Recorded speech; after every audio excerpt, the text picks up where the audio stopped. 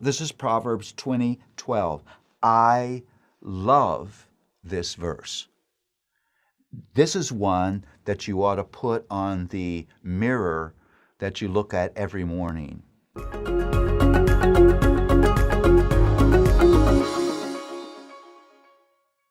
Well, I feel such a great sense of privilege that I get to live in this portion of God's Word and dig deep and mine the beauty of the content that is there. And I have come to see that the Proverbs is way, way, way more than I thought it was.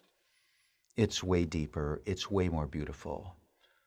And one of the places where I think that beauty is seen in the theme of redemption that is in Proverbs. There really is a theme of fresh starts and new beginnings in the Proverbs. It's never ever in the Proverbs do you get this sense that we're trapped in our sin and there is no hope for us. I mean, think about this. If we were trapped in our sin and there was no hope for us, why would you have the Proverbs? Why would you have the Bible? Why would you have any of this? You don't want to read the Proverbs and read it like you're sitting in front of the doctor that has announced that you have terminal cancer and there's nothing I can do for you. The whole cast of the Proverbs is there's the possibility of redemption. Or the Proverbs doesn't make any sense, and there are particular passages that get at this. Let me read a verse to you that I think is one of those that you have to dig deeper in to see the powerful theme of redemption here. This is Proverbs 20:12. I love this verse. This is one that you ought to put on the mirror that you look at every morning. The hearing ear and the seeing eye, the Lord has made them both. Now, you may read that and think that we're just talking about God as creator here.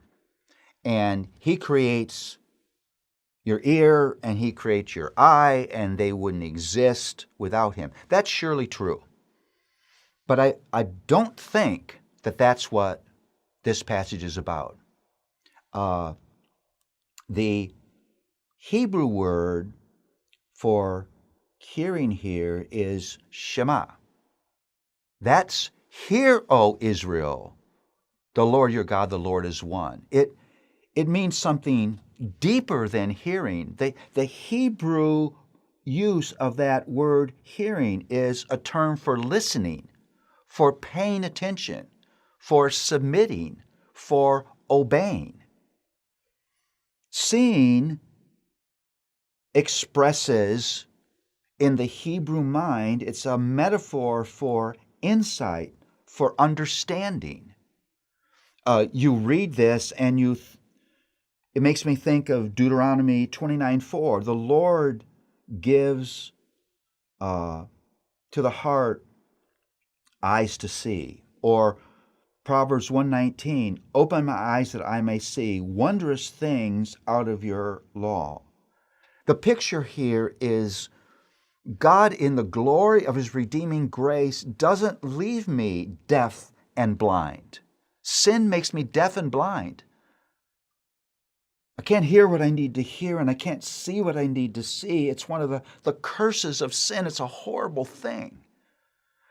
It's a horrible thing to live blind and deaf and not know it. No, the proverb says God moves toward us, and in grace He grants us a heart that hears, that sees. And because we hear and see, conviction comes into our heart.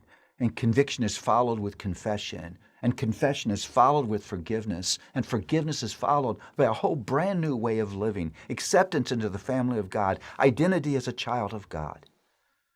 It all starts with God granting hearing and God granting understanding. That's redeeming grace. Apart from that grace, we would never know God and we would not have any hope. The Proverbs presents to us redeeming grace.